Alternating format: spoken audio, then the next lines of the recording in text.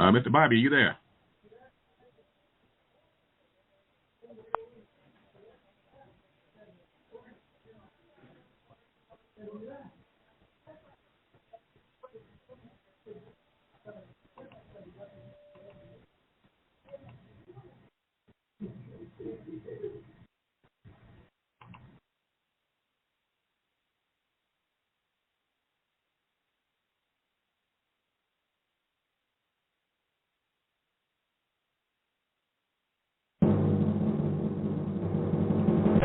If you do not understand white supremacy, what it is, and how it works, everything else that you do understand will confuse you. In all of these 9 areas of activity, economics, education, entertainment, labor, law, politics, religion, sex, and war, anywhere on the planet, minute by minute, day by day, all of the time, all of the time, all of the time. Let me start off by saying good morning to all the listeners. Welcome to the CRCS, the Counter Racist Code Show with Mr. Neely Fuller Jr. I am your co-host, Mr. Bobby, and we are so delighted to have you as a listener. Thank you for your listenership. I'll say that again over and over throughout the show. Thank you for your listenership, and thank you for your questions, too. As a matter of fact, if you'd like to join in on the conversation, or if you have a VGQ, simply dial 516-453-9921. Be sure to press the number 1 button so that you will get in line and your call can be answered. If you have a VGQ, you can also do that. And I would ask and strongly suggest that those be short in nature so that Mr. Fuller can get it and other callers can also get it, and we can keep the show moving. So as Jason Stratham said in the movie Transformers, be brief. Okay, you can also Gmail me at the numero 7, Mr. Bobby, BOBBY @gmail.com. Chances are it will not be read today, but I will make every effort to make sure that they get on before they are deleted. And I have nothing to do with when they get deleted, but make sure that if you have a question or VGQ, you would do that. Okay, let's see here. Oh, yes. And let me say good morning to all the chat room people. Let's see, Al Freedom, Emery Lumumba, Invisible Negro, Purdue's Justice, and I am very delighted that Rita 888 from the DMV. Now, if you don't know what that is, you better ask somebody. But anyway, we missed you last week, Rita. So glad that you're in. Yes, from the district. Yeah, I believe that's where Mr. Fuller is calling from. I'll have to figure out why did they call that the district. District of Columbia, Maryland, and Virginia. Yeah, okay, DMV. Anyway, got that out. Okay, let me give you some brief statistics, and this is for you, Mr. Fuller. First of all, good morning, Mr. Fuller, and how are you? Good morning. I'm still learning. Okay, Mr. Fuller, just a little brief information from the Facebook data. They sent this to me. They indicated that on your broadcast that you allow me to host, thank you, Mr. Fuller, that, let's see here. Let me get this straight here. That the concepts that are able to listen to the program are the United States, United Kingdom, South Africa, the Netherlands, Norway, Ghana, Denmark, the Dominican Republic, France, and Qatar. There are probably more countries, but these are the ones that the calls seem to be coming from. And in the cities here in the concept called United States, the cities that they give me were Columbus, Ohio, New York, Chicago, Philly, Dallas, Houston, Ask Trent about that. Detroit. They have London. Yeah, London of the United Kingdom was in there. Cincinnati and Memphis. They don't have the DMV in there, which would be Washington, D.C. Okay. Well, anyway, we'll do that.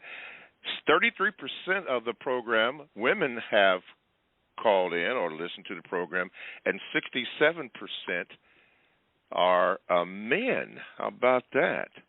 And then they broke down the age groups of that. We do have young people that listen to the show also, ages 25 to 34.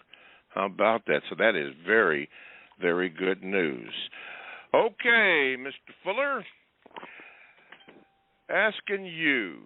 You said I asked you, how are you? What are you still learning today, Mr. Fuller, before we continue on with today's show? Well, I'm still learning because I desperately have to, or should be, as everybody on the planet should be still learning. We come into the world, and we have a brain that we have been given a magnificent set of pieces put together there. By whatever force puts them together, they are excellent. And excellent in doing what? In taking in, first of all, what we have here presented to us, and if they are used to maximum use in the best possible manner, producing some wonderful things. And things that you wonder about, that's what wonderful means. And also trying to, or should be, used to produce the most constructive results with whatever it is that brains are supposed to be producing at the time that they are put here. It's an excellent invention. Some mass that's housed in what we call the head of a person, and in creatures, that houses something that can think, and something we call thinking, and the thinking is supposed to be, in the best possible circumstances, how to go about doing the things that need to be done, whatever those things are, and doing them in the best possible manner. So that's what I think about every day. Basically, yes, sir. In answer to a question, what are we here for? We meaning everything that you're looking at. What is it here for? What is the purpose? Try to find that purpose and laser-like focus on it and do the best you can with it. Yes, sir. Carrying out the mission that you are here for. Yes, sir. Okay, thank you very much, Mr. Fuller.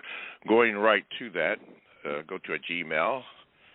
This is entitled The Mastery of Words and Language to Support the System. This is by Drake Barrington, also known as Anthony Mackin from London, England. All right, Anthony, listen to this. He said, Mr. Fuller, I recently finished reading a book about the Dark Ages, which is the name given to the era during the fall of the Roman Empire, which was marred by chaos and destruction.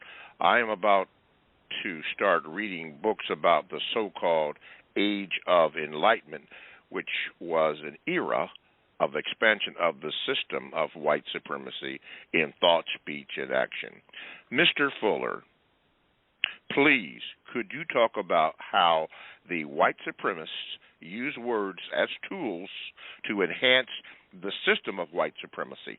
Please, could you remind non-white people not to use certain words and terms, for example, it was a dark period, which the white supremacists use to describe something destructive and non-constructive, because these terms give support to the system, hence the reason why I find your word guide so important. I look forward to your response, Mr. Fuller. Thank you. Kind regards, Anthony Mackin, London, England. Well, I have said on this program, and I've said all through the book, watch the way that the word dark is used. circumstances. And it is reinforced in the system of white supremacy that anything that's D-A-R-K in the English language, dark, anything that is dark, not just black, but anything that is dark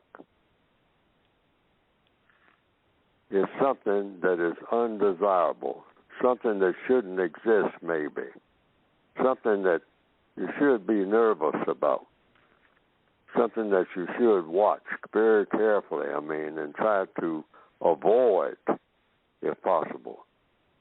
Avoid the darkness. We have a so-called Hallow Day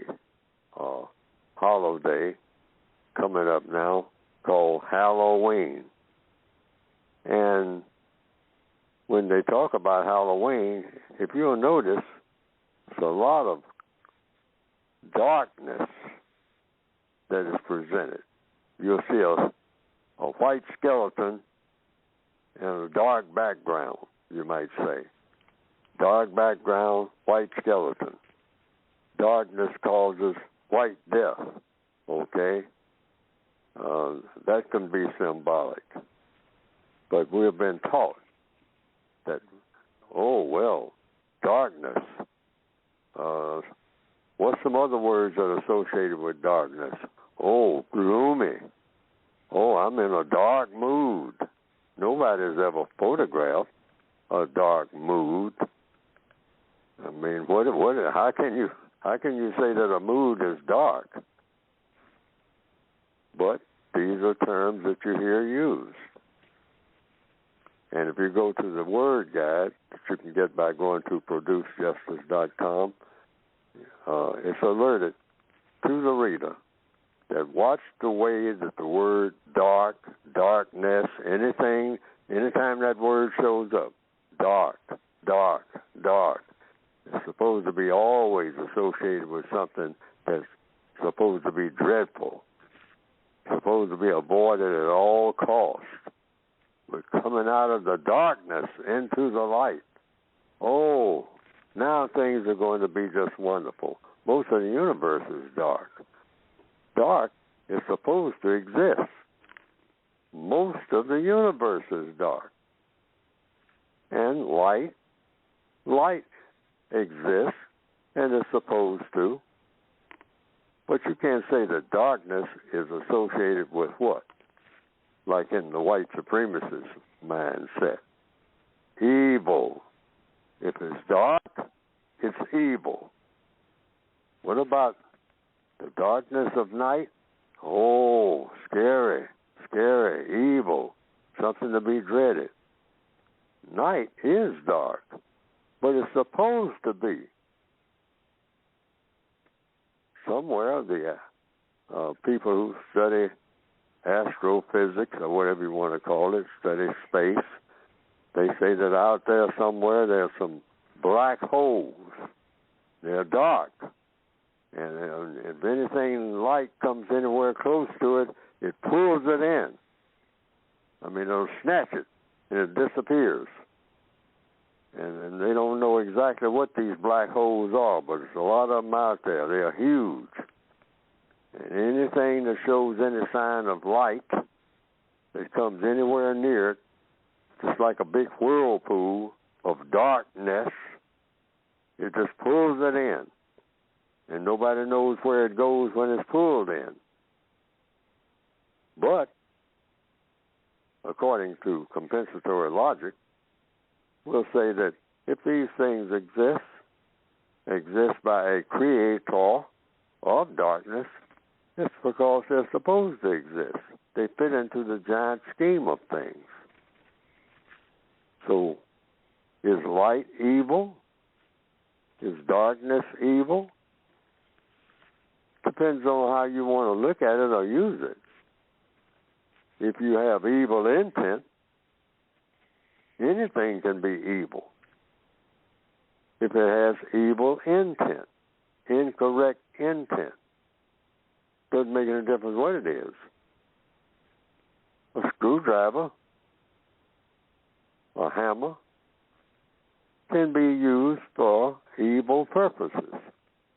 It's a tool. Darkness is a tool. Light is a tool. That's according to the law of compensation. Everything, if used correctly, can serve a what? Constructive purpose or a non-constructive purpose. But in the system of white supremacy, darkness, because there are dark people in the universe, people with dark skins, you're taught at an early age. Darkness is something foreboding, something evil. Oh, it's beginning to get dark. I got to get home right quick. Why?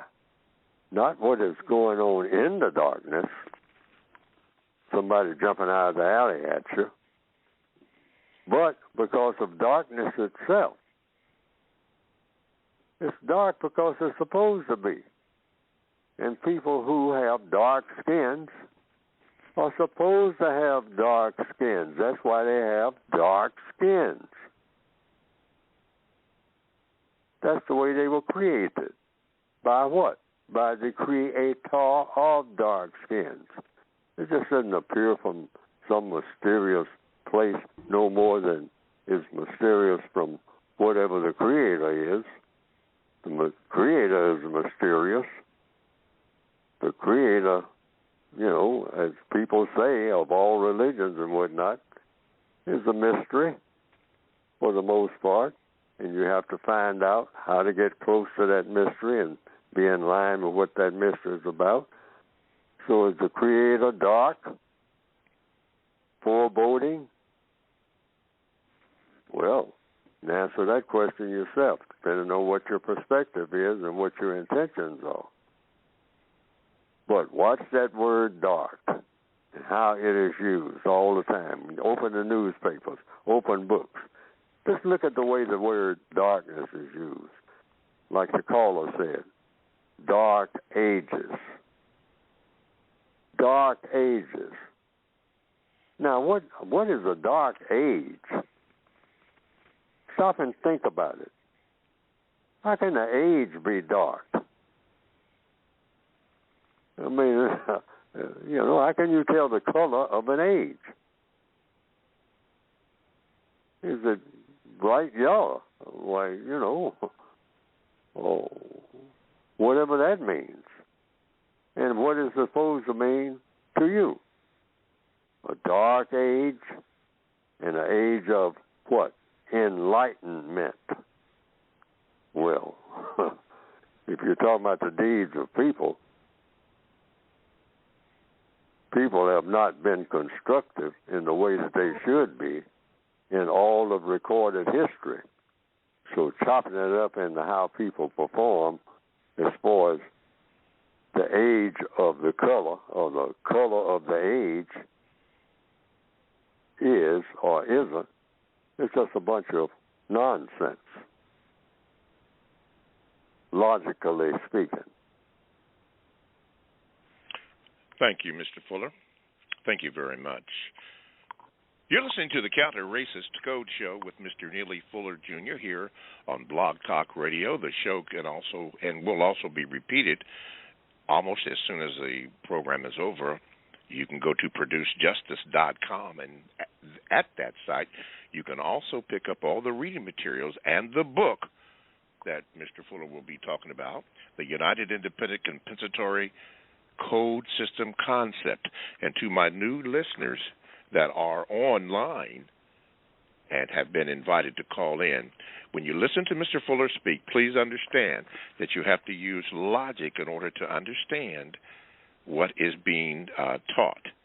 And speaking about being taught, Miss Rita from D.C. or the DMV, I know you say you got to go to work, so, okay, we'll excuse you for an hour, but don't do that again. Okay, Dallas, Ray, we're going to get you. Wait a minute. You got you, Ray, from Dallas. There you go. You're on, Ray. Good morning, Ray, and what is your question for Mr. Fuller? Good morning, gentlemen. Mr. Fuller, how can non-white people who consist of 9/10 of the world's population get over their fear of resisting the white supremacists who are white people that consist of 1/10 of the world's population? Oh, well, fear comes from things that you don't know what to do about. When you know what to do about something, you don't fear it. So there's a lot of ignorance, which is why I wrote the code book, to try to get rid of some of the ignorance, and try to work my way through it, and try, to give some signs of what I think about it out of my ignorance, trying to come out of my ignorance, to try to figure out what is going on and why, and what should be going on and why. Just divide everything into that. Everything has got to be constructive or non-constructive. And just ask the question, is the system of white supremacy a constructive system? Well, let's look at it logically and, point out all of our emotions in the direction of trying to use logic all the time. And we say that, oh, yes, the system of white supremacy is extremely productive. It's a very productive system. I didn't say constructive, very productive. It produces. And what does it produce? It produces a lot of wonderful things in a very efficient manner. When you start talking about things, no system that I've ever heard of, no political system I've ever heard of since I've been on the planet, is more efficient and get more things done as far as things are concerned than the system of white supremacy. Everybody just marvels at the wonderful things that happen that are produced, telephones and all this type of thing, and all types of electronics and ability to travel great distances in a record number of times, and all sorts of things like railroads. All this comes under the system of white supremacy, either directly or indirectly. I mean, all sorts of marvelous things that people enjoy. Black people look forward to grabbing a bunch of it. I mean, you have so-called holidays where you go out and buy a whole bunch of the things that the system of white supremacy makes available. So when it comes to things, there's no system of government, world government, has been more efficient, got more things done in the most efficient manner than the system of white supremacy worldwide in recorded history. If you're searching for the truth, that is the truth. Let's go where the white folks are. Why? Because there are things out there. There's a whole bunch of things that you don't see here and never will, the way these people think. They ain't producing nothing. I mean, we got to get out here and figure out which way the white folks went. I mean, because when you get around them, oh, man, I mean, beautiful things to look at, beautiful things to do, wonderful things that just knock your eyes out. I mean, this reach and get this and reach and get that and reach and get something over yonder. I mean, just stack it up and pile it up and go out and look for some more because there's more coming down the pike. I mean, it just keeps on coming. You get around a bunch of dark people, all you're going to get is a whole bunch of grief. Don't nobody know how to do nothing. Ain't nothing happening, but just a lot of grief. I got to get out of here. Get me a boat and get me somewhere. Which way did the white folks go? That's the system of white supremacy.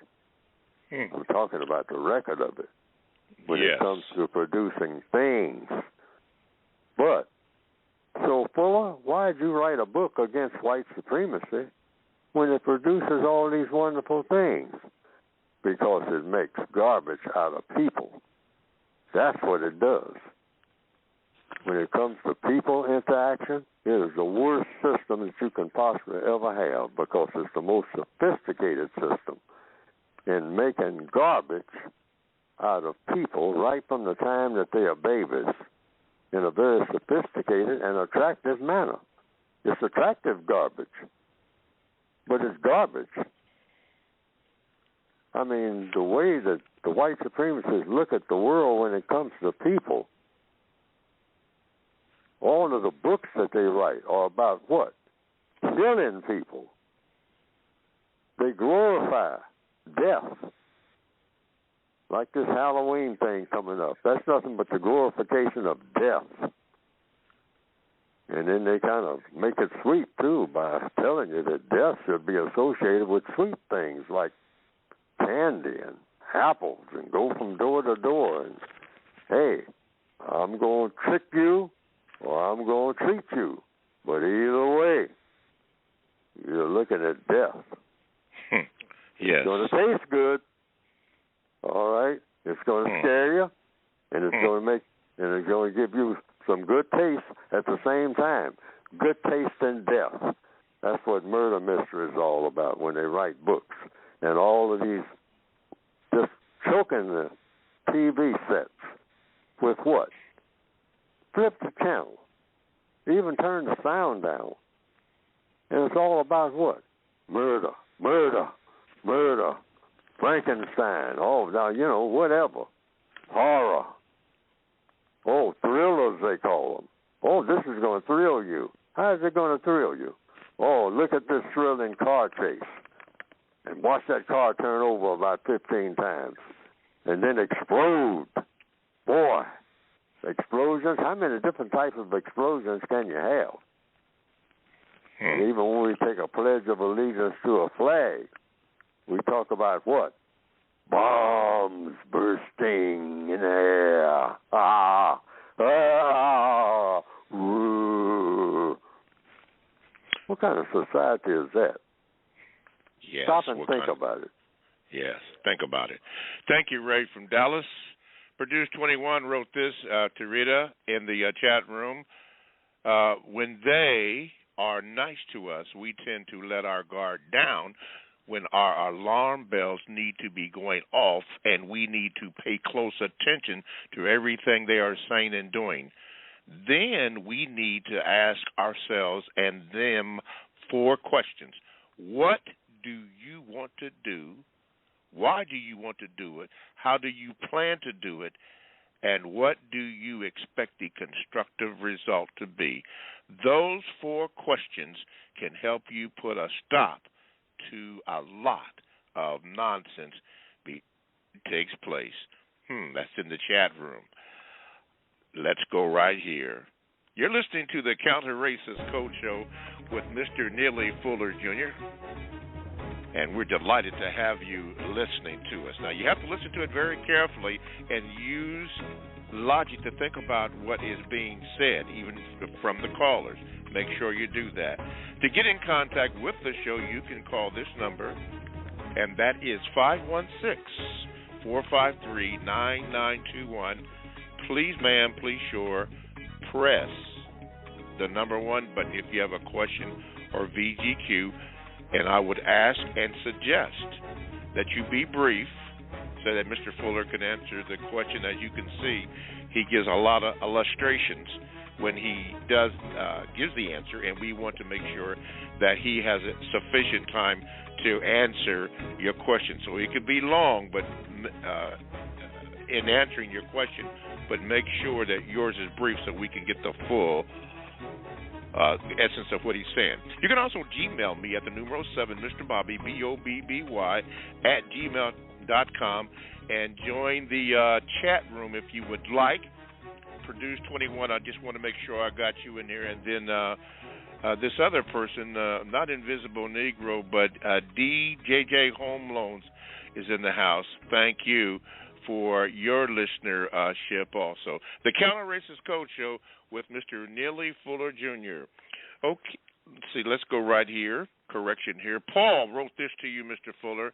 Mr. Bobby, can you ask Mr. Fuller, Jr., how did they, the white supremacists, know that getting the non-white people of the planet believing in religion would do so much damage to them for hundreds, maybe thousands of years. Steely, UK. Because the white supremacists use all 9 areas of activity. And what is religion? Well, first of all, the 9 areas of activity.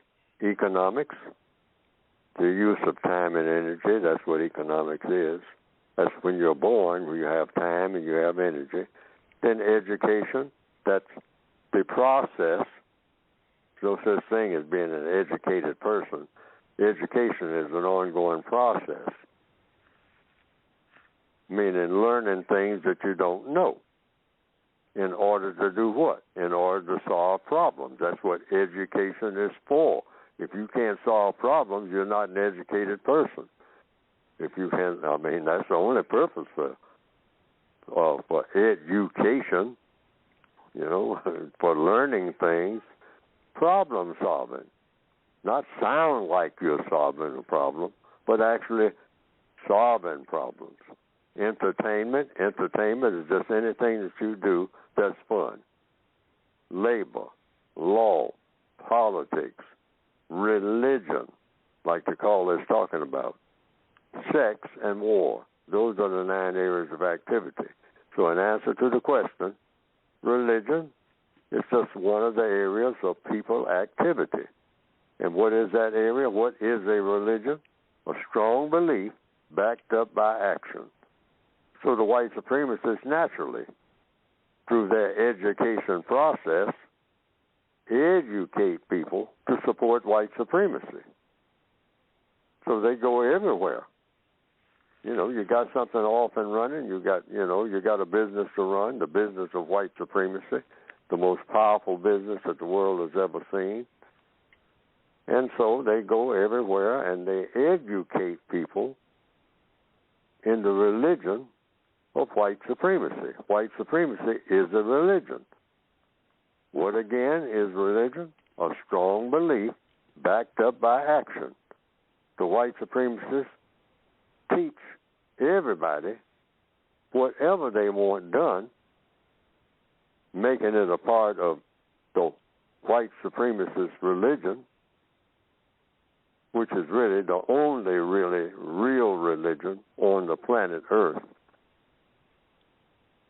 that has overpowered all of the people on the planet, regardless of what they say their religion is, whether it's Islam, whether it's Christianity, Judaism, Confucianism, Hinduism.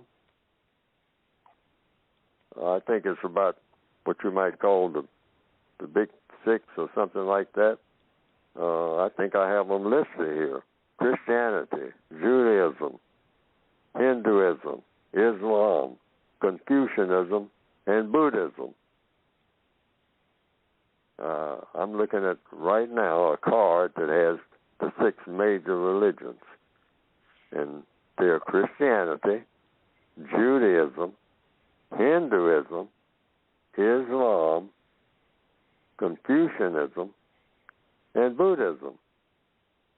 But all of these religions combined are not nowhere near the neighborhood of being as powerful and as efficient as the religion, in capital letters, of white supremacy.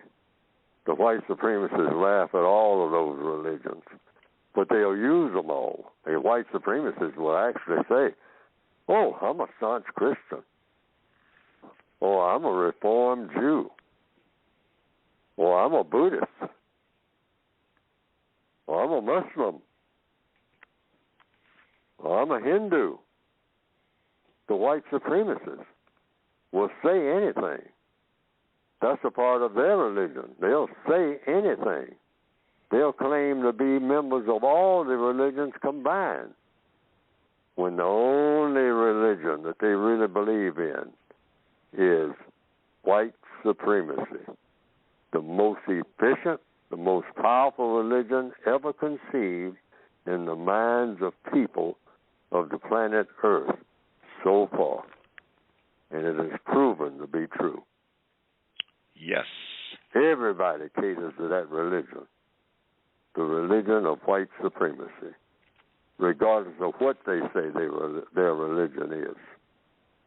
When the white supremacists say, I don't care nothing about your religion, or you either. I mean, when it comes to comparing it with the religion of white supremacy, I mean, whiteness is a religion, and you'll find it out if you think otherwise. I don't care what you call yourself.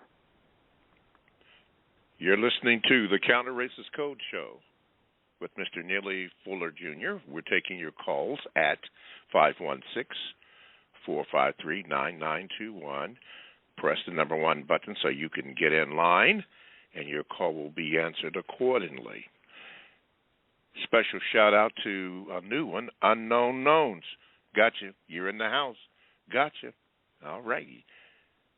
Let's go to New York. Oh, yeah, New York. Yeah, sounds so nice. Had to name it twice. Oh, that's New York City. Marcus. Let me see. You are there. Good morning, and what is your question from Mr. Fuller?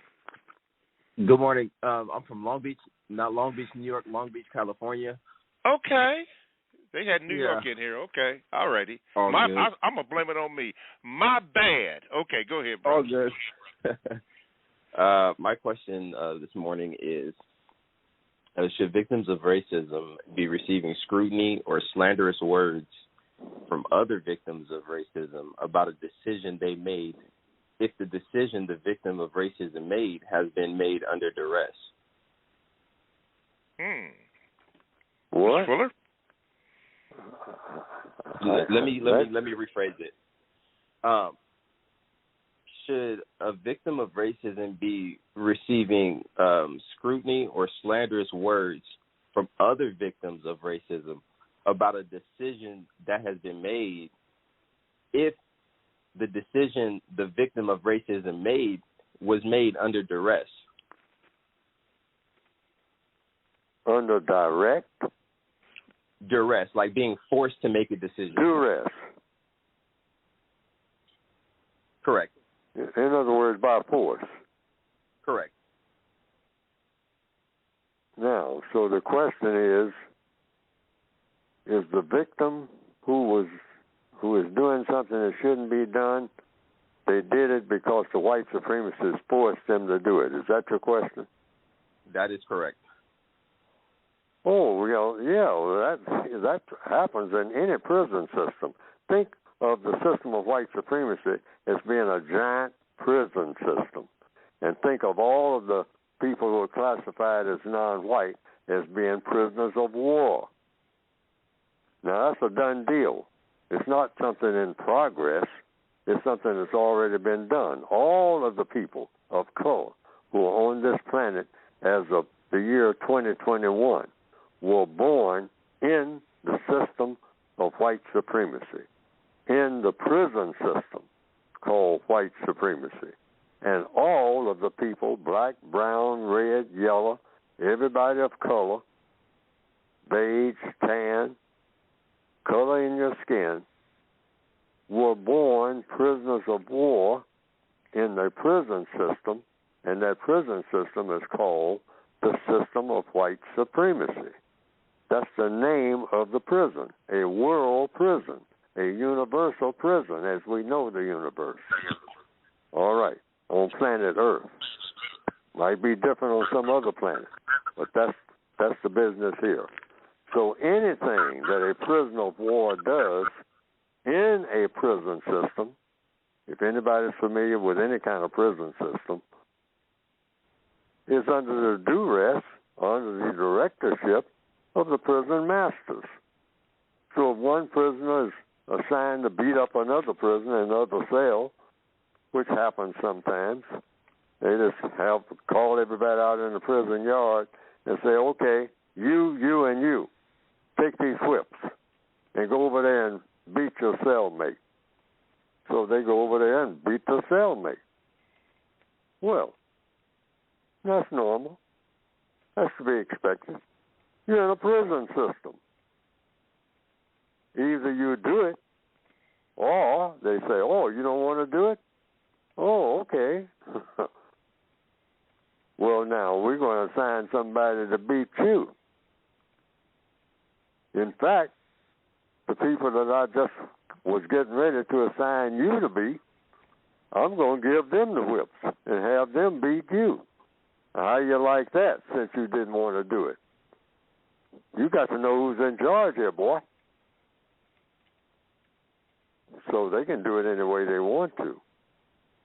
So I think if I'm answering the question correctly, and that's what I'm supposed to be doing according to the code, that's the way that works. So the question is, who's to blame for this? The prison masters, of course. According to what? According to logic. If you know where you are, if you're in a prison system, you may be assigned to do anything.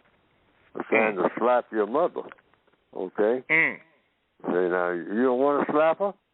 Well, we're going to pull one of your teeth out, all right? With a pair of pliers right now. We're going to open your mouth and rip that tooth out. And then we're going to ask you the question again, are you going to slap your mother? Well, chances are that's about that third tooth. Mother got slapped.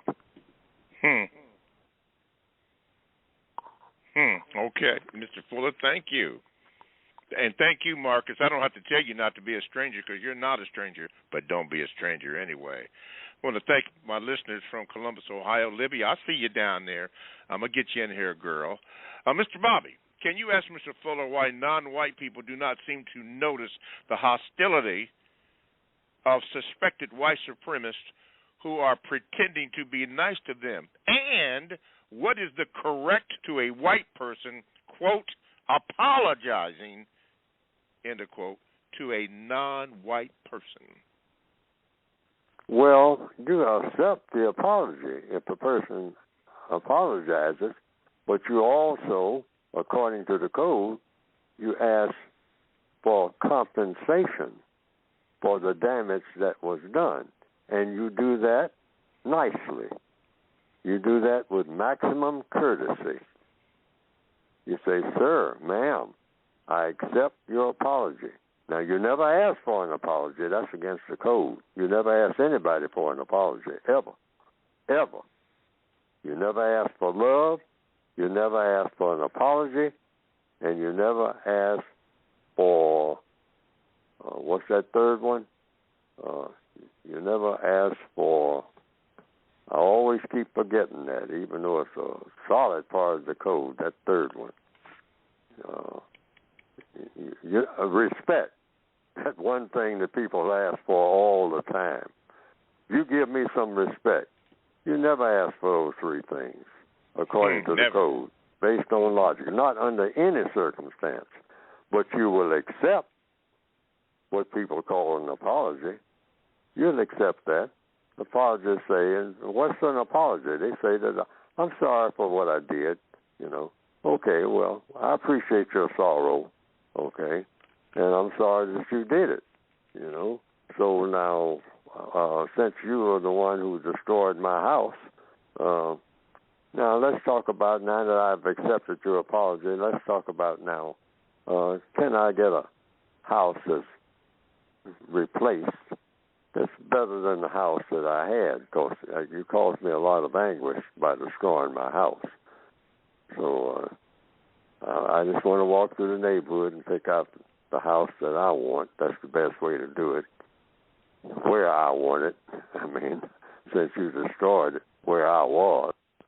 So I just want to pick out, I might have been a little angry and upset, but you know, we'll let bygones be bygones as long as what? We enact the compensatory code. Compensation. That's the title of my textbook, The Victims of White Supremacy. See, we're not just, we shouldn't be just walking around, stomping around, foaming at the mouth and screaming to the tops of our voices about all the mistreatment. All of this argument about CRT and critical race theory. we don't have to get into all of that. I mean, under that type of, reaction to it, whatever that means, critical race theory. Just lower our voices and say, now, where is the repair job? What's the best way to go about repairing this mess? And if white people say that we apologize for everything that we ever did that we shouldn't have done, you accept that apology. But also, you say, now let's talk about repairing.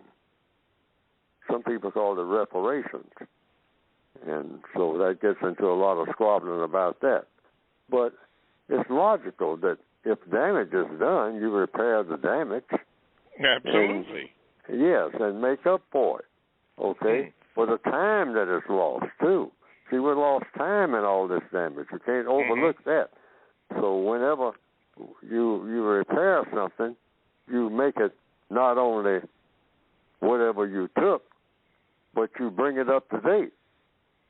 So you just don't give it, say if you wrecked my car 40 years ago.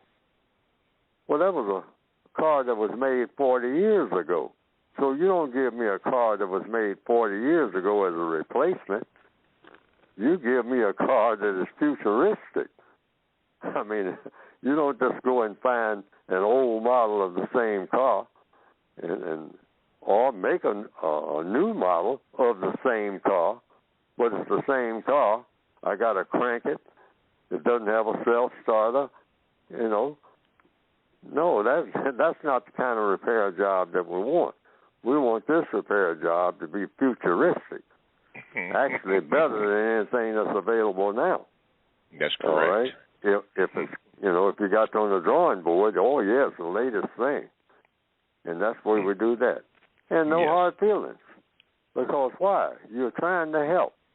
There are a lot of white people who are marching with black people now, saying they're trying to help. You don't run them off. Okay, you say, okay, all right, now what do you want to do? Why do you want to do it? Why do you want to help now? Well, we want to apologize and we want to help to make things the way that they ought to be. We want to do a repair job. Oh, okay, fine. We all sit down around the table, okay? And how do you plan to do it? See, that third question, page 171, 172. And what do you expect the constructive result to be? Now, they sit down and say, well, we're going to help you to be, we're going to help your people develop a little more, let's see, in the area of sex, transgenderism. And you say, okay, what do you expect the constructive result to be? That's what you're going to offer as a repair job for all these thousands of years, hundreds of years, I mean, most people agree on, of mistreatment? Is that supposed to be a repair job? What are you repairing? Well, transgenderism, that's one of the latest things. Don't you want some of this? I mean, well, is it going to produce a constructive result? And if so, how? See, we don't have to argue and shout. We just ask questions. The code is all about questions and answers. Yes, sir. And I want to repeat this to the entire world over and over again. If you ask questions, continue to ask questions, and don't cut people off, don't start shouting and cursing, evaluate the answers that you get, and be ready with the next question. It will always, through that procedure, take everybody right where they should be. Not where everybody wants to be, but where everybody should be. It will always do that. That's something we haven't been doing, but we need to do it. Thank you very much, Mr. Fuller. As a matter of fact, for those who are newly joined to the program and for those who are on, all this material that Mr. Fuller just talked about, and you heard him reference page 171 and 172, the full ones can all be got. I guess you could say gotten. If not, trust me, somebody will write me and tell me. By getting the book, the United Independent Compensatory Code System Concept, or called the Code Book, at ProduceJustice.com. ProduceJustice.com. You can get that bad boy and read it. Open up at any section. Doesn't matter. Open it up and read it. Use logic, and you will begin to understand exactly what Mr. Fuller is talking about. That is at ProduceJustice.com. Don't forget that. ProduceJustice.com. Let's do this. We got hey, Swa, thank you for joining in. Oh, yes, thank you for joining in, my brother. Good brother out in L.A. Willie and Gary, I'm going to get to you right now. We're going to go right here. I think she was a former host of the show. Libby, excuse me. I'm thinking about Rita Triple A, but this is Libby. Hey, Libby. Hey, how are you? I am so delighted that you're here, and of course, you know what? Still learning. Go ahead with your question for Mr. Fuller, darling. Okay, the first thing I want to do, Mr. Fuller, is say thank you for your life's work. I've benefited from it greatly. My question and concern actually has to do with questions that come from male friends of mine, men friends of mine. They are very concerned about the confusion and behavior of our women at this time. Where is your, would you please share your wisdom with us about how we can address this? What answer would you tell me to tell them? They're very frustrated with the behavior and demeanor of our women. The behavior and the manner of the black female is all being orchestrated by the white supremacists. And they're doing this all kinds of ways, mostly through the behavior, or one of the basic ways they're doing it is through the behavior of the black male, who is a basket case. The black male has been made into a basket case. Now, the black female has been taught from birth to look forward to having a what? Man. And the black male comes nowhere close to meeting those qualifications. So that's the first frustration she's going to run into. So what do people do when they're frustrated?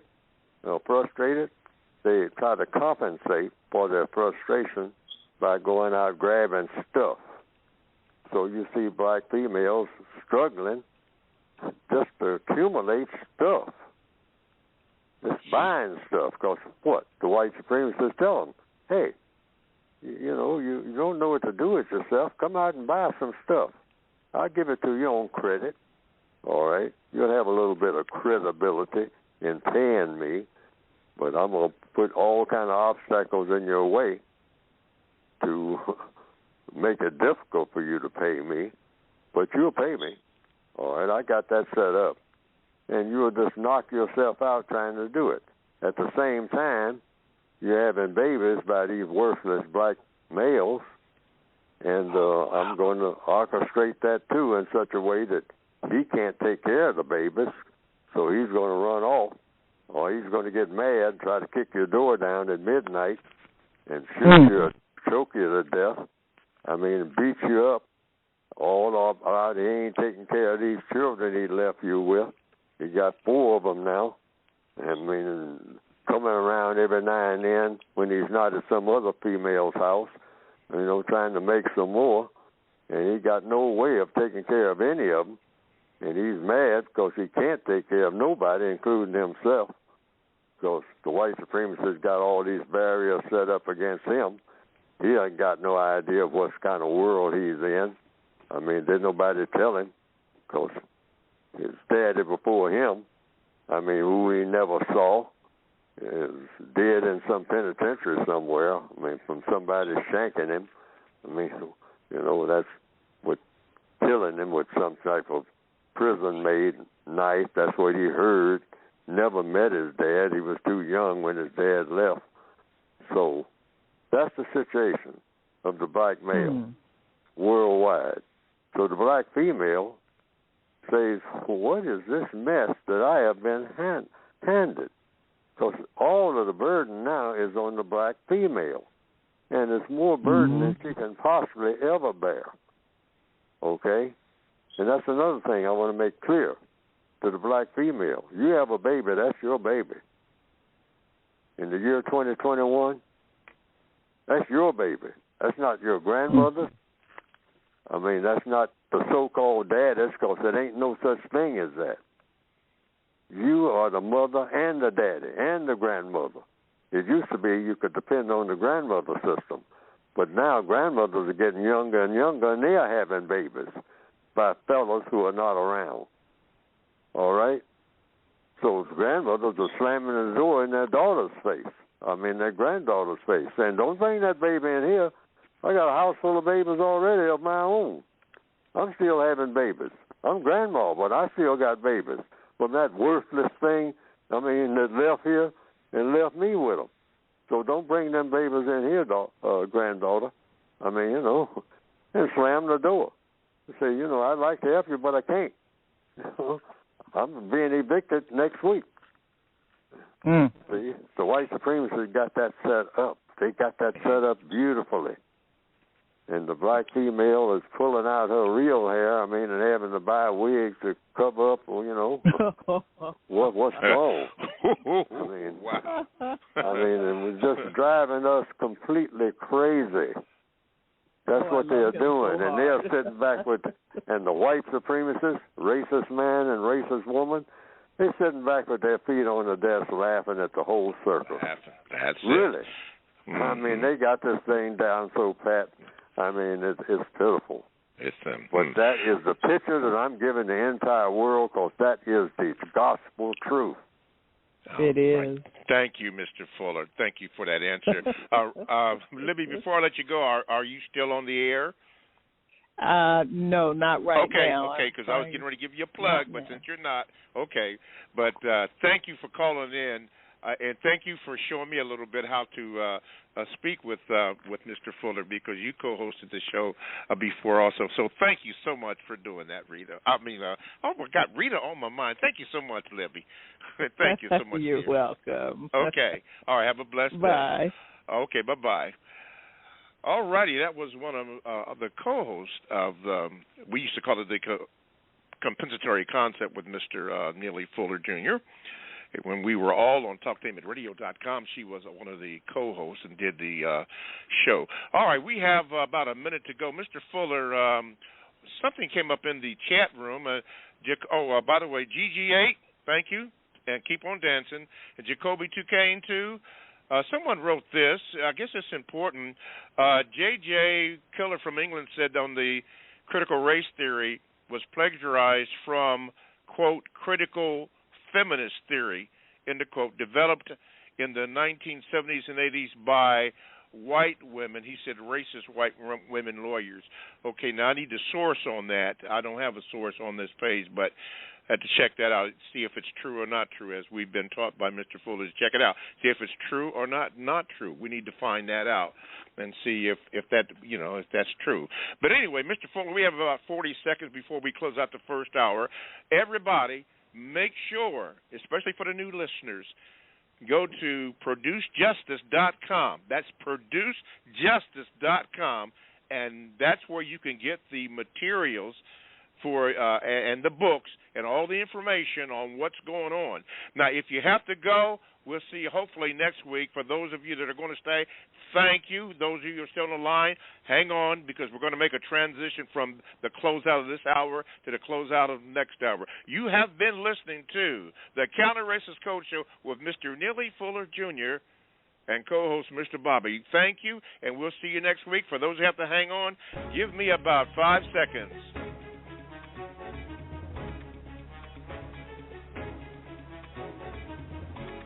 All right. Thank you for listening to the second hour of the Counter-Racist Code Show with Mr. Neely Fuller Jr. I am your co-host, Mr. Bobby. If you'd like to get in contact with the show, as Gary did, Squaw's on the line. We did have a few others, but we'll get you there.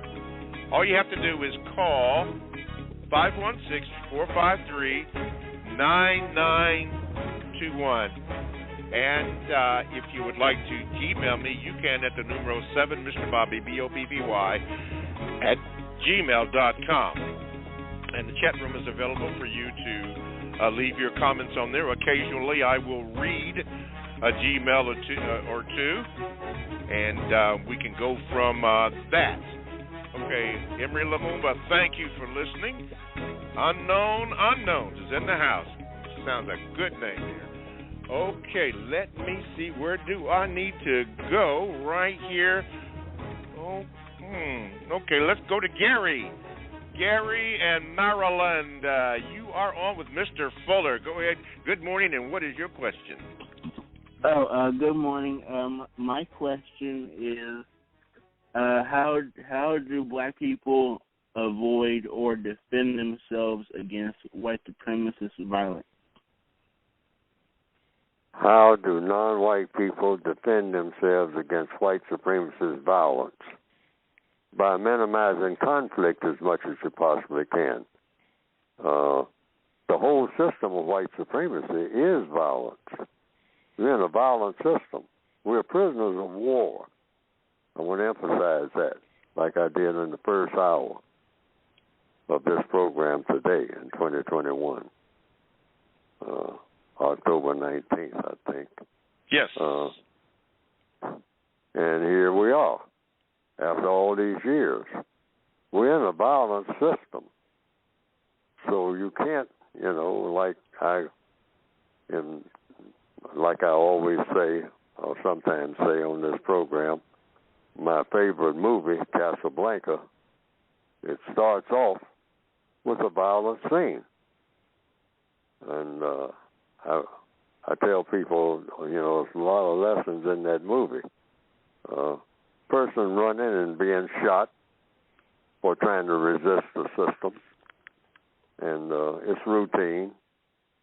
And so within the context of white supremacy, it's the same type of scenario. So you can expect violence to happen in the system of white supremacy, because the system of white supremacy is a prisoner of war camp itself. The whole system is nothing but a giant prisoner of war camp. And if you are classified as black and are non-white, you are a prisoner of war. You're born in prison. So you can expect violent things to happen in a prison. And they just come around, and I'm talking about a prison in its most ancient form. They just come around and beat you every now and then. Sometimes for fun. And you can expect that. And you try to keep yourself from being beaten in answer to the question. By doing what? First of all, you're approached by an enemy soldier, which is what he is, if he's a white supremacist or she. You act accordingly. You say, this is not a friend. I'm a prisoner of war, and this is one of the prison guards. In the system of white supremacy, anybody white may or may not be a prison guard, most likely is. That's what they're assigned to be if they're white from birth.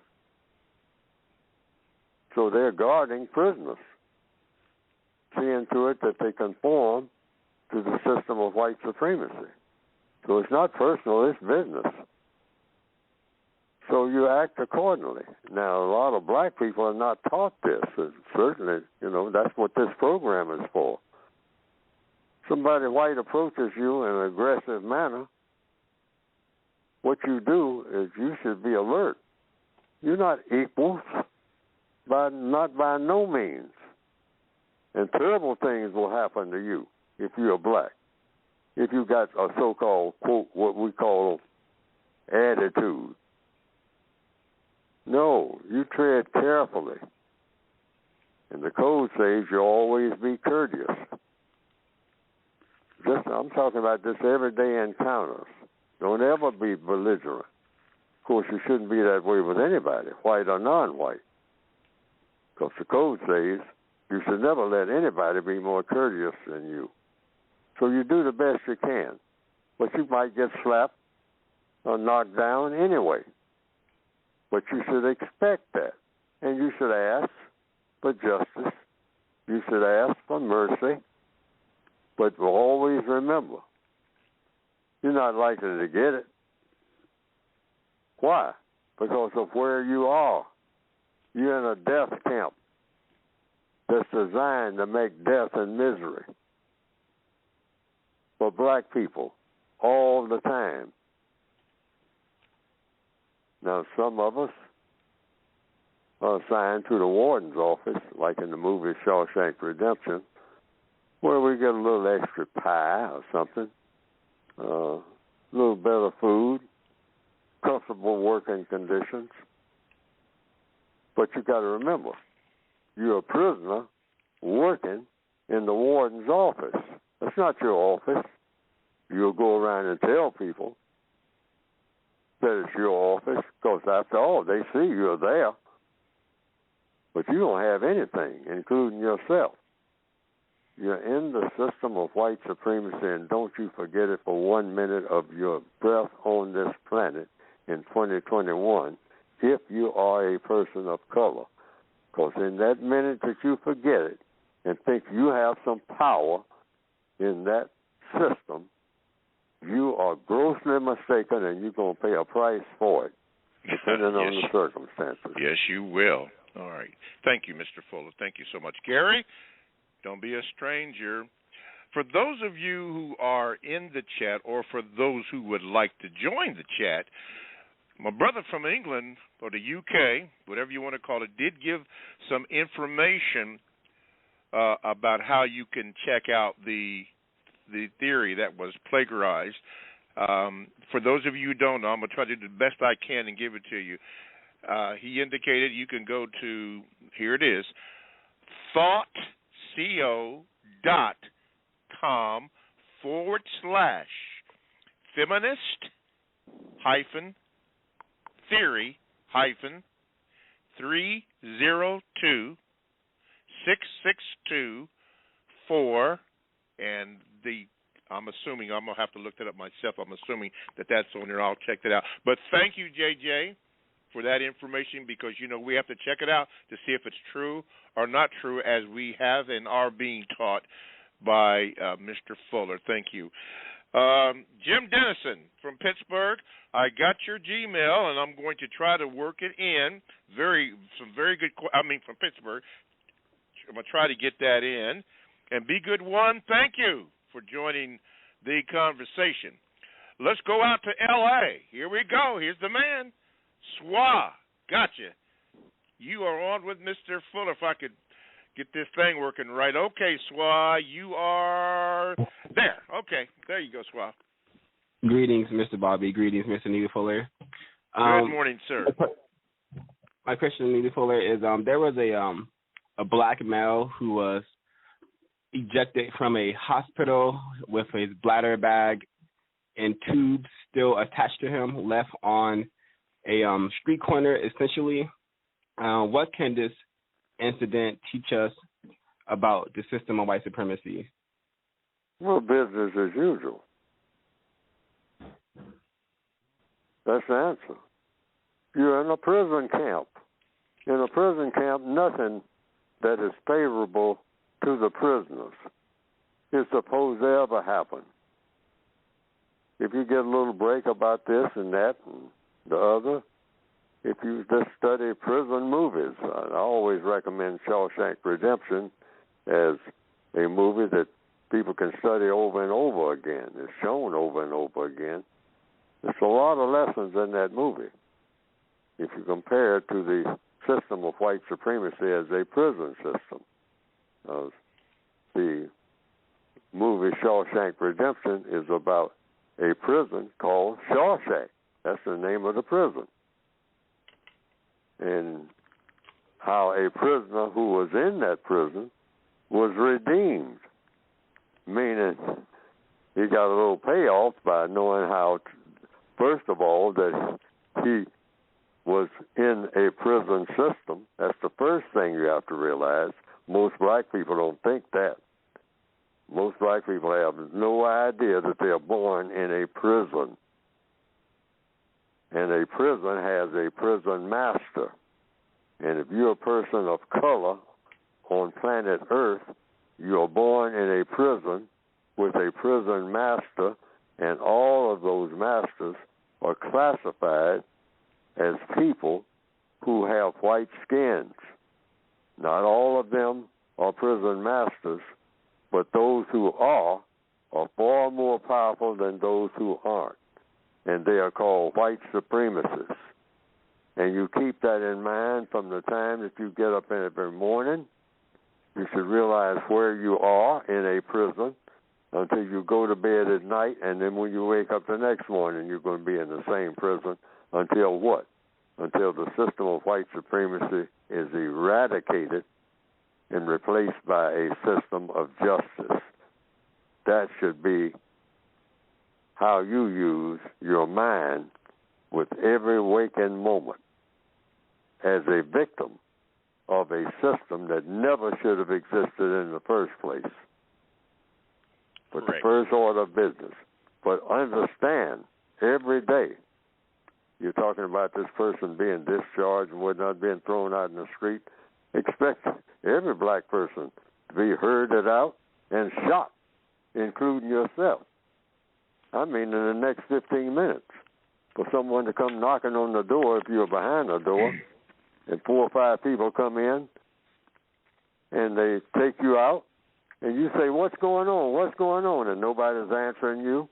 And they take, if it's a street out in front of wherever you are, they take you out in the middle of that street, form a firing squad, and shoot you to pieces. And then get in a truck and roll off and leave you there.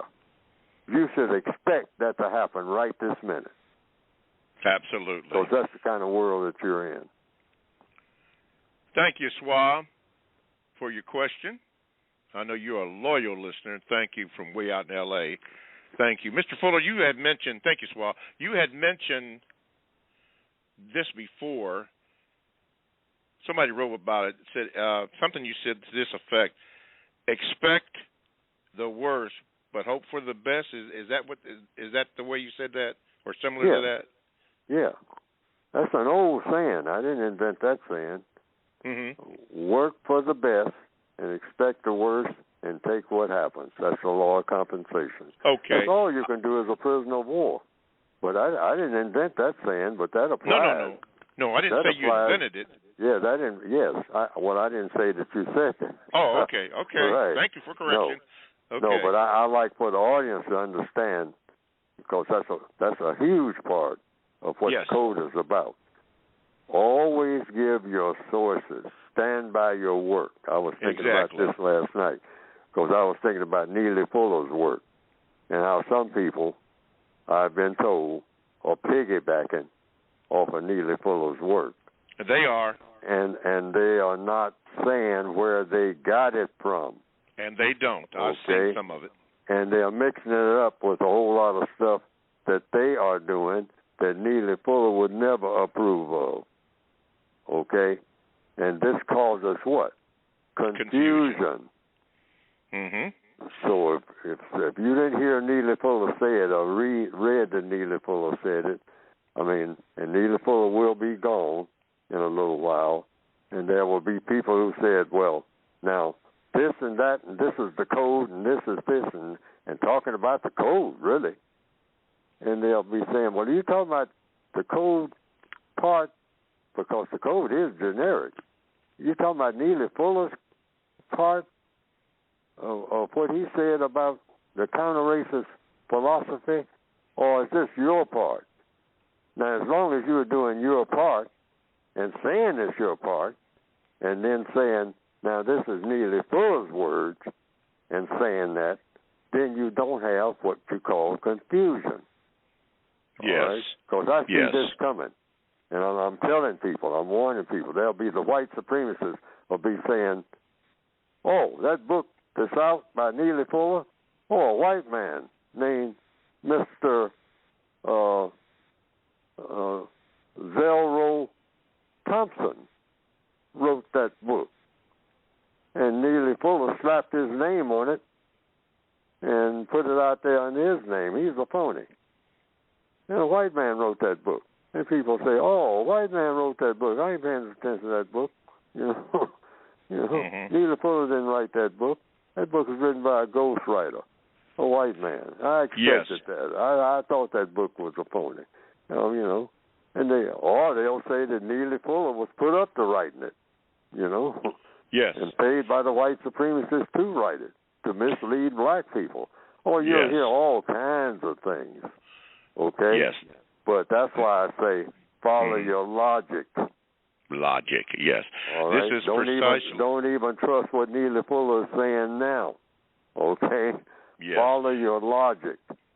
And your logic will tell you. Your logic came with the universe. Either something works or it doesn't. Yes. That's what you go by. This is precisely why it is stressed that you go to Produce Justice and get the book or books that Mr. Fuller has written so that you will have it in print, what he said, and not what somebody else has said.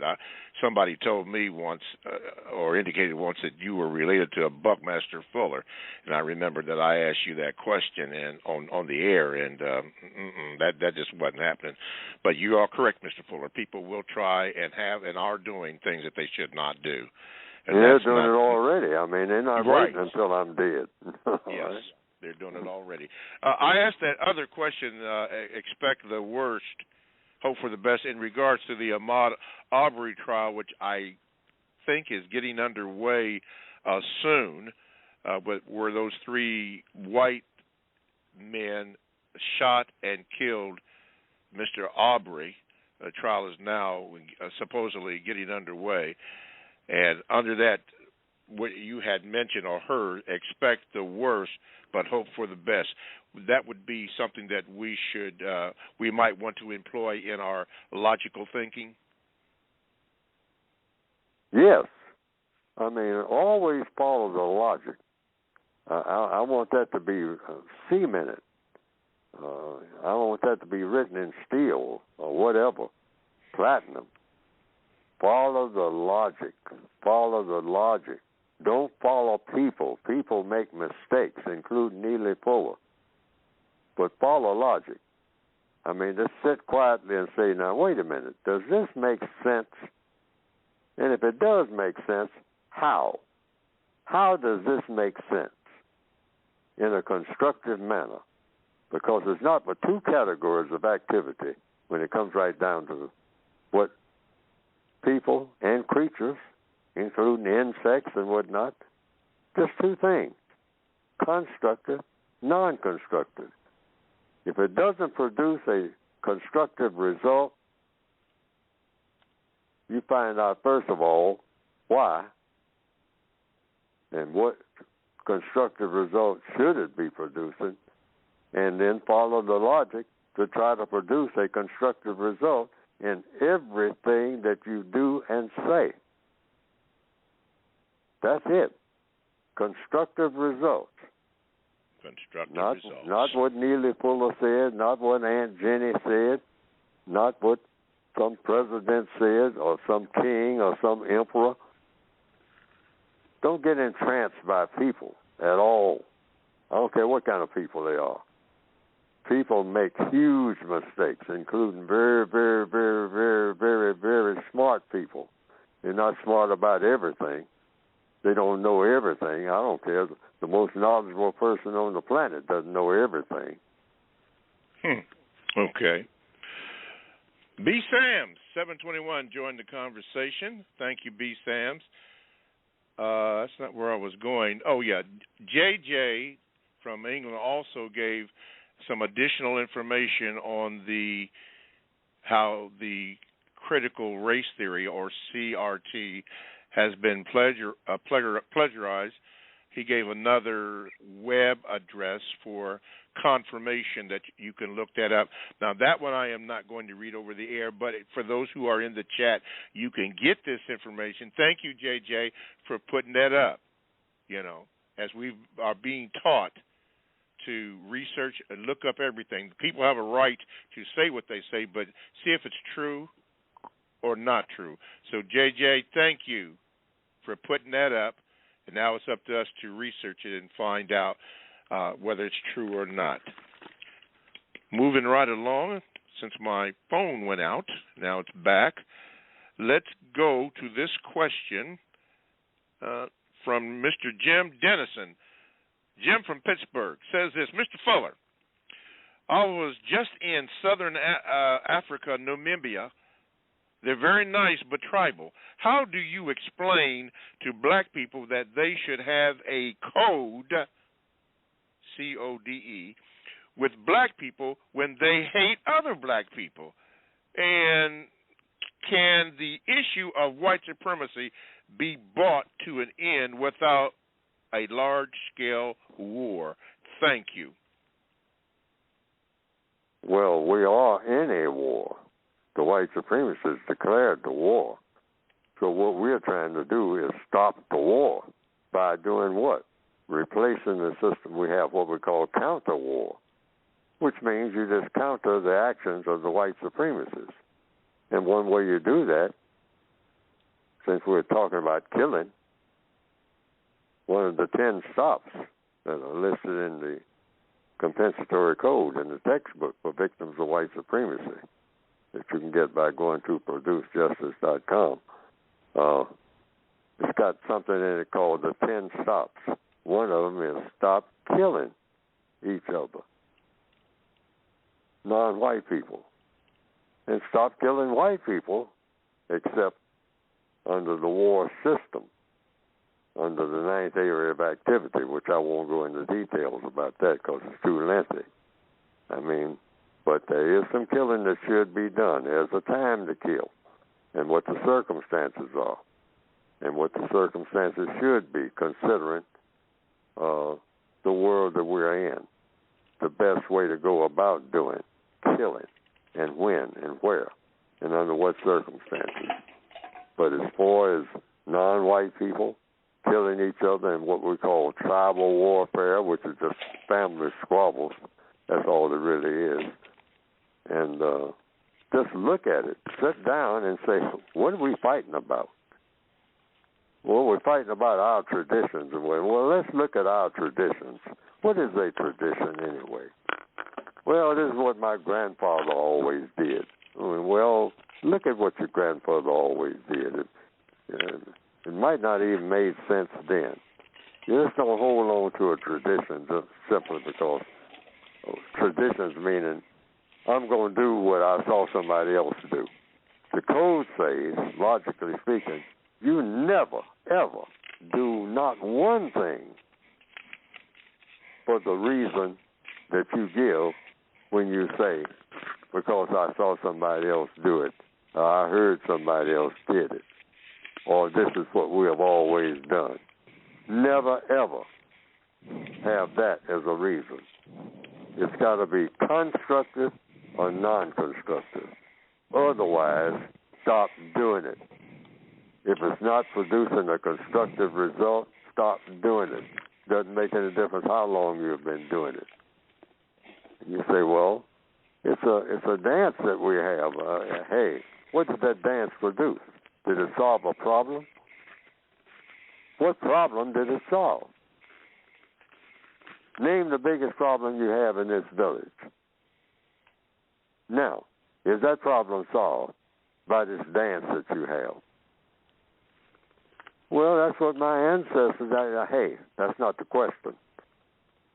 Thing that you are doing right now, getting ready to do, every 8 days or every year or every whatever you want to call it,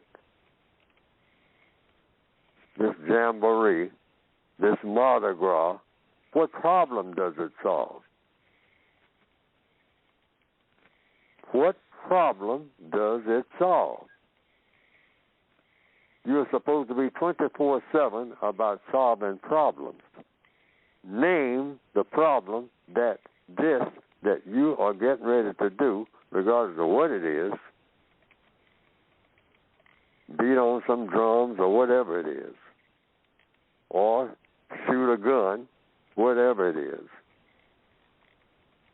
What problem are you going to solve? Well, it's going to carry on the traditions of my tribe. No. Well, I'll listen because I violated the code right there. You don't say no. You ask another question, or you ask the same question. Sir, ma'am, what problem are you solving? Why hasn't it solved the problem? This thing that you're doing, this gathering up of arms that you're fixing to do, this great elaborate campaign of conquest of this other tribe, what problem is it going to solve universally to make the world a better place? List them before you fire the first shot or pick up the first machete and go marching down the road. What problem are you actually going to solve? But for everybody's benefit, because the code says you can't mistreat anybody. And the person that needs help the most is supposed to get it, the most constructive help. That's right. In one word, it means justice. Are you producing justice in what you're going to do? Well, it's our tribal hey, that's not the question. Are you producing justice, guaranteeing that no person is mistreated, and guaranteeing that the person that needs help the most gets the most constructive help? Chopping off the head of that baby, are you producing justice, guaranteeing that no one is mistreated, and guaranteeing that the person that needs help the most is getting that most constructive help? Is that what you're doing with your time on this planet, sir or ma'am? That's the only question that should be on the minds of every black person, non-white person, victim of white supremacy, tribal leader, or whatever you want to call yourself, leader of a people or follower of people. If that's not your purpose for being here on this planet, maybe you shouldn't be here on this planet except locked up so that you can't do anything at all except watch the world go by. Wow. Coming up next here on the Counter Racist Code Show with Mr. Neely Fuller. For those who have your books, the code book, get it out and turn to page 187. We got a question from Tay from Dallas. Got a question for that. Everybody else, you're listening to the Counter Racist Code Show with Mr. Neely Fuller Jr. here on Blog Talk Radio. The show will also be reproduced almost momentarily when the show has concluded at ProduceJustice.com, where you can also get the latest materials and information on the books and other information that Mr. Fuller or the team has put together for our pleasure to look at. That's at ProduceJustice.com. I'll say it again because we have new people that come in all the time. That is at ProduceJustice.com. ProduceJustice.com. All right, let's go right here. Oh, yes. Listen, to get in contact with the show, because we have 30 minutes and I have this clock to my left that's ticking down, call this number, 516-453-9921. Again, 516-453-9921. And press the number 1 button as Willie from Charlotte. Yeah, I got to get you. Did. That way I can identify you and get your question on so that Mr. Fuller can address your question. Yes, you can address your question. You can also Gmail me at the numeral 7, Mr. Bobby, BOBBY, at gmail.com. And hopefully I can get an opportunity to read your question, as I'm going to do right now with Tay-Tay's question. Hang on, Willie from Charlotte. We're going to get you in here. But right now we're going to go to Tay-Tay's question for Mr. Fuller. Mr. Fuller, my name is Tay-Tay from Dallas. Mr. Fuller, can you ask Mr. Fuller to explain Area 8? Everybody know what that is, Area 8? Area 8, in the if you have your book with you, you would know what that is. That is the area of sex, of the 9 areas that people activity that Mr. Fuller often speaks about and has spoken about today. Tay-Tay has a question from that. It's on page 187. He wrote about, he said, non-wife to me, so I can best understand his message. Non-wife and / or play wife equals any female non-white person who exists in direct or indirect subjugation to white supremacy racism and who attempts to constructively assist and or protect any male person whom she has chosen and or willfully accepted as a legal or non-legal social sexual companion. I want you to answer that, Mr. Fuller. What was the question and what page? 187. 187. Yes. Yeah, I got. Yeah, wait a minute. Is it 187? No, that's... No.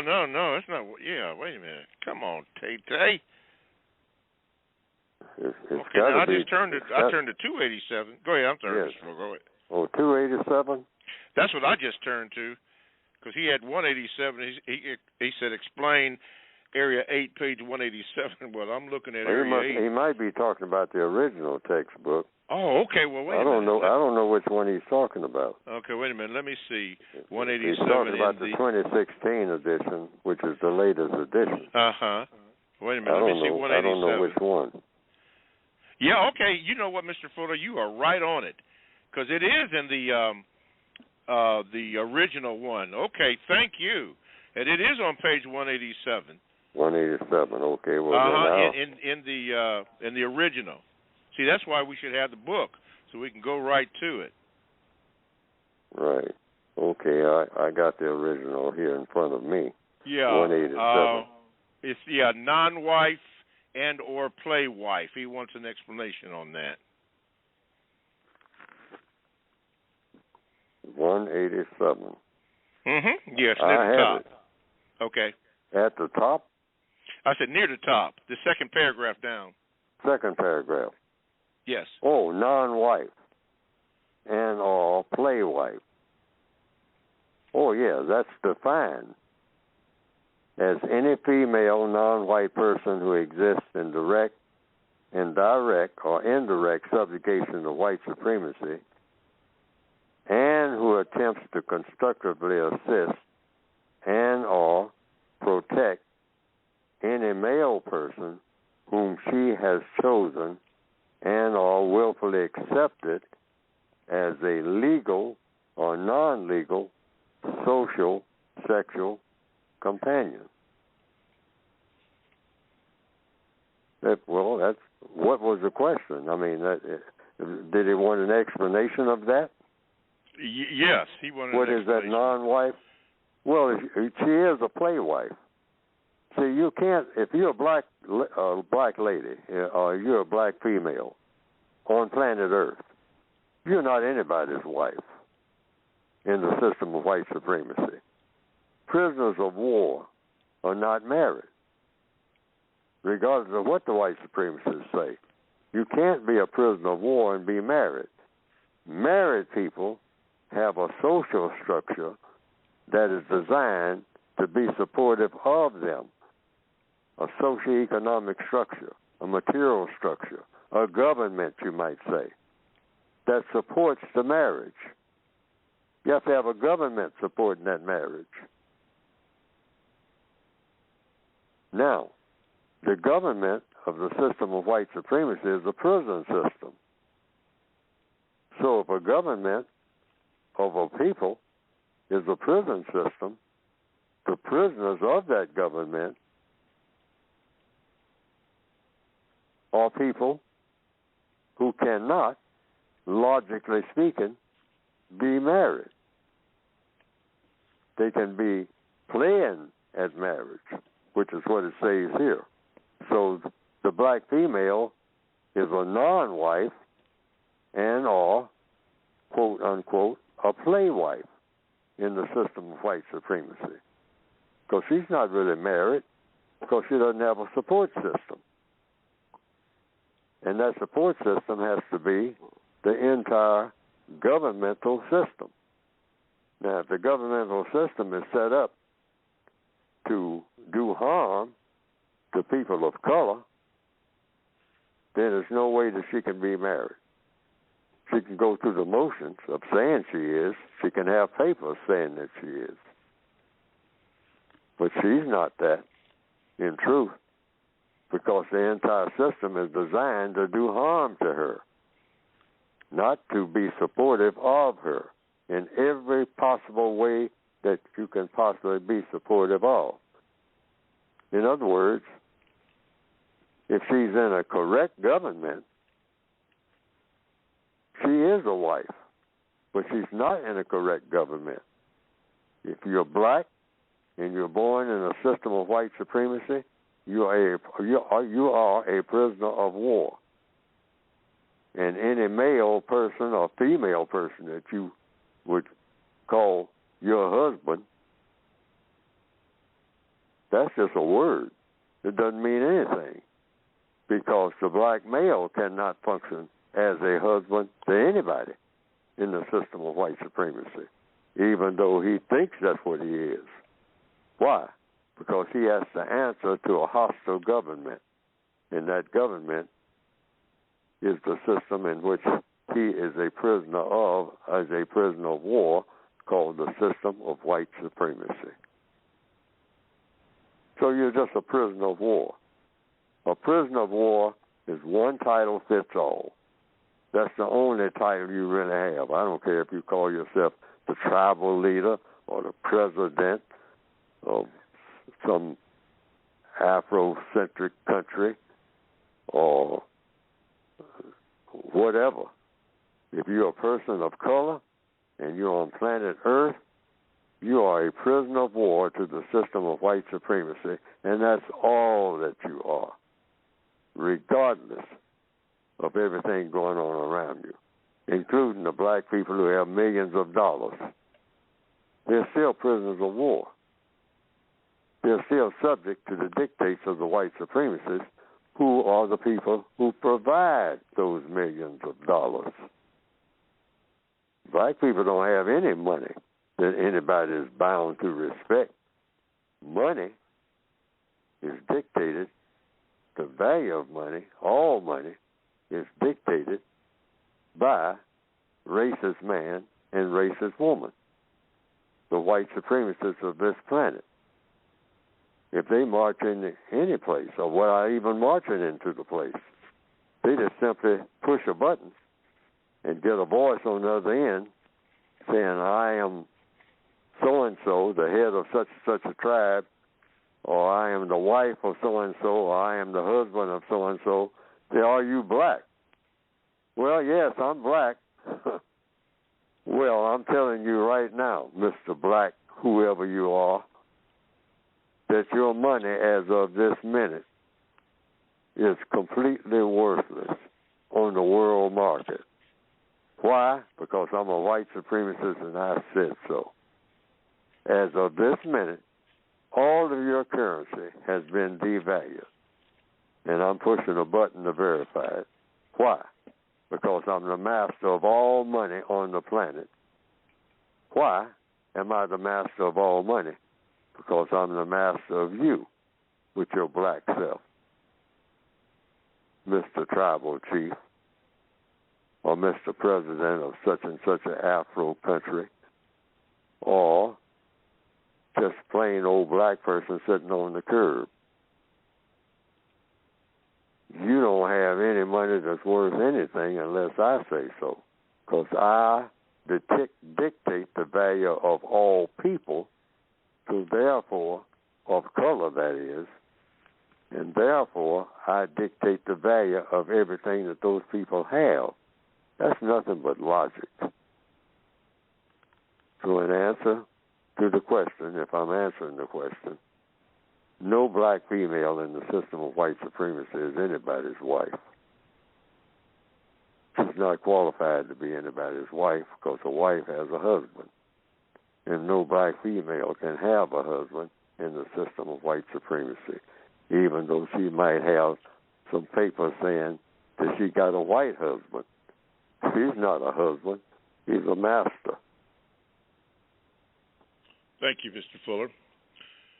Thank you very much. Still Learning 2 has joined the chat room. Thank you. Let's go to Willie. Willie in Charlotte. Let me see if I can push this button here. Okay.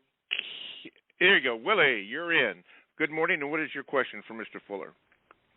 Morning, Mr. Bobby, Mr. Fuller. How are you guys this morning? Yes, sir. Still learning. Still learning. Excellent.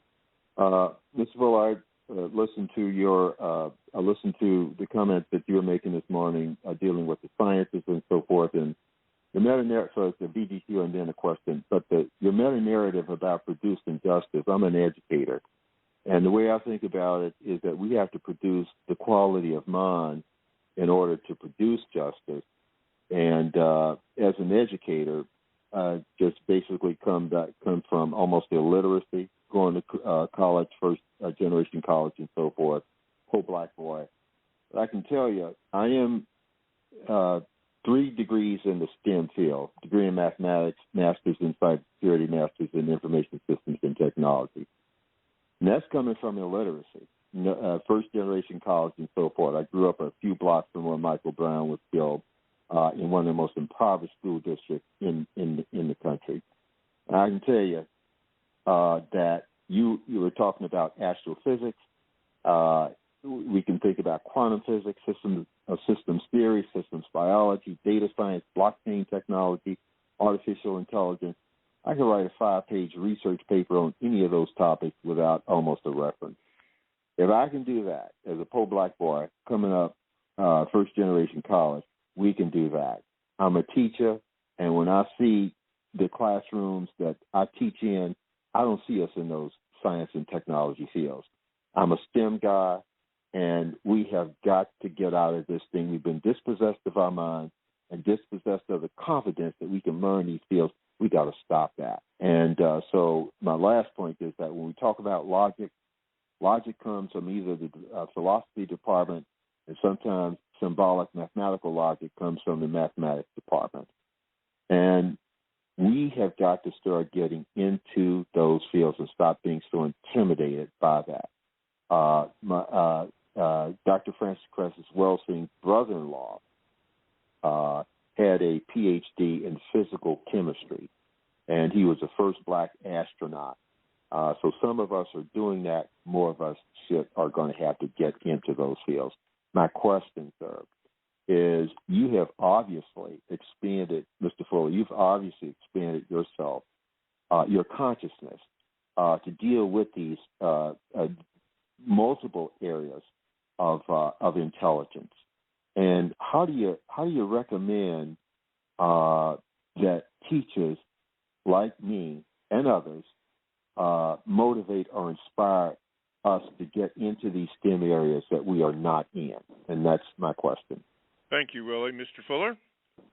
Well, it's been my observation and my experience that we're going to have to find out a language that we can use where we can convey scientific logic to black people in a way that they understand it. It's a foreign language. That's what I discovered when I was going to elementary school. The minute they start talking about anything mathematical, it seemed like, well, wait a minute. This is a field, but why is it I'm not comprehending what's going on? I was completely bewildered in my introduction to what you call just some of the elementary mathematics, and particularly when we start talking about algebra, and we start talking about leg of hypothenuse, and what I'm saying, wait a minute. I'm not prepared for this. But I couldn't put my finger on it. It was years later, and going through agony, that I said, oh, I see what's going on. And I was way out of high school by then. Years later, I said, oh, what is happening is, and this is just a conclusion that I came to, and other people can investigate and find out whether or not it's true, because I'm not even certain that what I'm saying is true. But I think the whole language of teaching math of any kind and science has to be simplified in such a way that people, including medicine, by the way, anything that requires logic, in such a way that the average person picks it up right away. I think there was a series of books that came out called Mathematics for Dummies. And that was the title of the book. I think it's a whole series of books called that. And that's, a lot of people call it dumbing down. But no, it's making explicit, it's making understood. You want understanding. What I was getting and what I got from, that a lot of people who teach mathematics were not taught how to teach it. They were taught mathematics, but it's no school that teaches how to teach it in such a way that a person who is half asleep can pick up on it right away. Simplified. Now, no one in their, with their mathematical skills has figured out how to do that. And that's the first order of business for, I would say, just an opinion, for black people. We have to probably invent a whole nother language. Somebody has to start sitting down, and it's going to really take some doing, because what we're talking about is the language itself. What is hypothenuse? No one told me that before I got in mathematics class, and the class is off and running, like I'm supposed to already know what hypothenuse is. What does the word mean? I came up blank immediately. And every day after that, the person was writing stuff on the board that's a completely new language to me. I was not prepared for any of it. It's like being someone that's dumping, a bucket of ice water on you in zero weather. Suddenly I just froze up more, because I didn't know what was going on. I looked around at everybody else, and I saw the expressions in the faces of very young people, wide-eyed, and I could see the same thing. They didn't know what was going on, and maybe one or two people out of the entire class. I think maybe a lot of people have experienced this.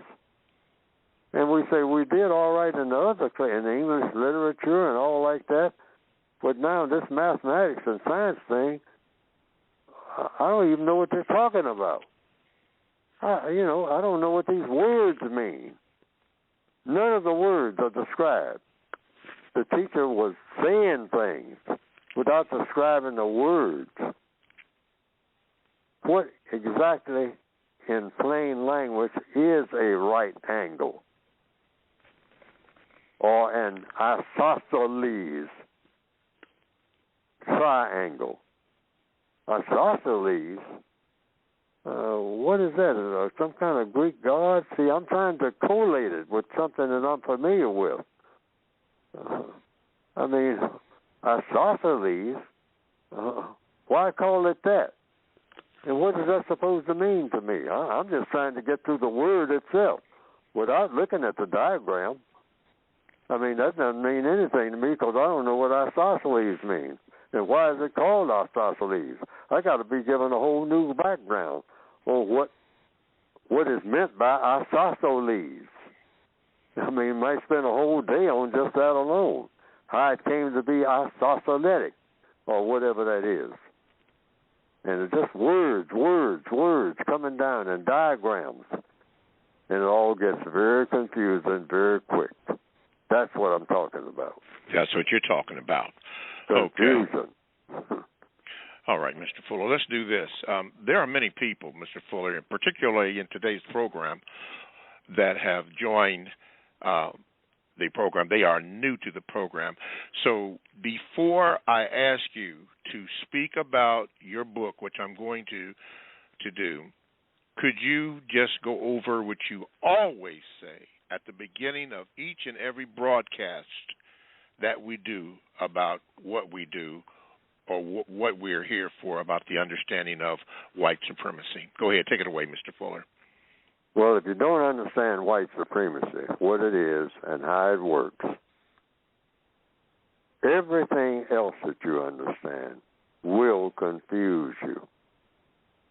So I wrote a book starting with the first 6 pages, and I didn't know that I was writing a book at the time that I started, on a mountaintop, and that's not the ad, and it's a kind of spookism or mystery. Neely Fuller finding his wisdom on a mountaintop, on an old cliche. No, it just so happened that that's the truth. And the reason I was on that mountaintop is because I was in what they call the Air Force, and they assigned me there, and I had a whole lot of time that I hadn't had before. I was always real busy before and didn't have time to do what? A lot of in-depth thinking. You know, I'm being fed, I'm being clothed, I'm being housed. I was in a place that I didn't want to be. I think that's why a lot of books are written in prison. And I'm up on a mountain, assigned to a unit that was stationed on a mountain. That's how I happened to be on the mountain. I didn't go up to the mountain to find wisdom. No, like, you know, a lot of people have done in different books and whatnot. No. I was just assigned, hey, Fuller, you're going up on the Yama. That's what it was called because it was in Japan. Mountain. Yama means mountain in Japanese. So they say, Fuller, you're going up on the Yama today, and that's going to be your assignment for the next 3 days because you got to be up there in the supply room issuing supplies. And I say, yes, sir, you know, like you say in the military. So I went up there, and most of the time I was doing a whole lot of nothing, very slowly. I was supposed to be issuing supplies, but I would issue supplies maybe twice a day. Someone would come up a ladder, I'd give them whatever they asked for, and for the rest of the day, nobody came up. One person, all day long. So I had a lot of time to do what? Think. So fast forward, that's how the code got to be written. I was hearing about what was going on back here, the Little Rock crisis, Little Rock, Arkansas, 1957, Central High School, race issue. I started thinking seriously about the race issue, and I started writing the first pages of what I thought each and every person should do to counteract and ultimately to eliminate this thing called racism, and gradually as I wrote more, how each person could do something or say something to bring about a replacement for this system of racism for a better system. And that better system, logically speaking, would be justice. And that's how the book came to be. Page by page, little by little, I would start figuring out how do you handle this situation? How do you handle that situation? What do you say when somebody says this? When somebody calls you the N-word, what do you actually do that will have the most constructive result? Do you do what you usually do, just start screaming and yelling and cursing and calling names back? Or do you do something better? And I started thinking along those lines. And that's how the entire textbook for victims of white supremacy by Neely Fuller got started. About 6 pages that ballooned into about 1,300 pages ultimately, and distilled in the 2016 edition to about 400 plus pages. So you can get that book by going to producejustice.com, addressed to the individual victim of what you can do and say that should lead you, that should help you on a daily basis solve whatever problem you have with racism. Because the theory is, if you solve the problem of the individual victim, the individual black person who is the victim of racism, if you solve the problem of each black person on the entire planet, you solve the race problem. That's the equation. That's the logic. I believe it's true. Okay. Or, excuse me, all righty. I want to thank all the people that are in the chat room that didn't take the bait. You did very good in not taking the bait. And those in the chat room know exactly what I'm talking about. They didn't take that bait. Very, very good. But we're coming up on near the end of the this program this day. From the chat room, Mr. Fuller, but maybe to give you something to think about, Unknown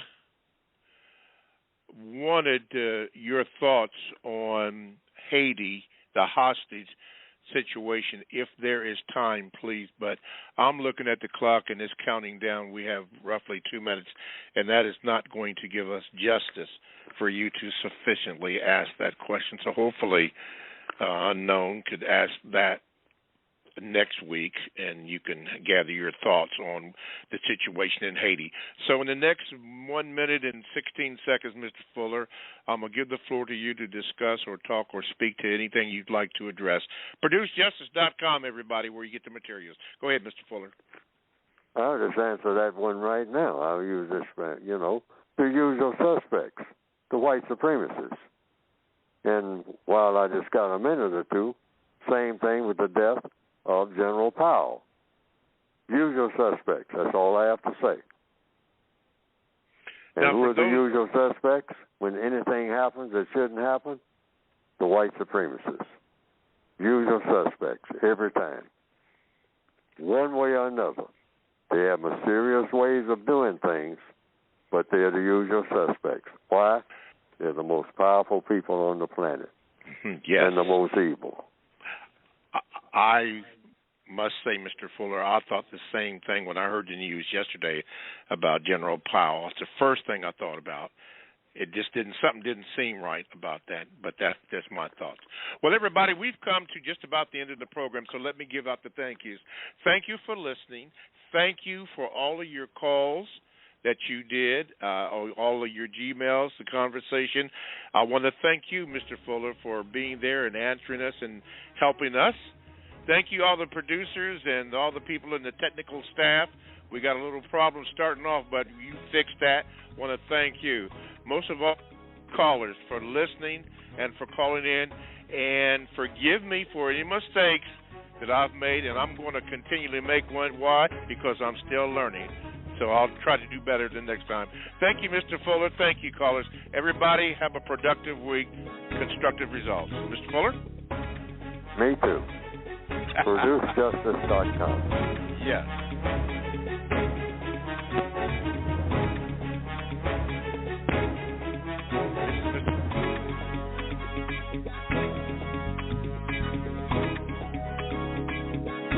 Mr. Bobby, can I help you?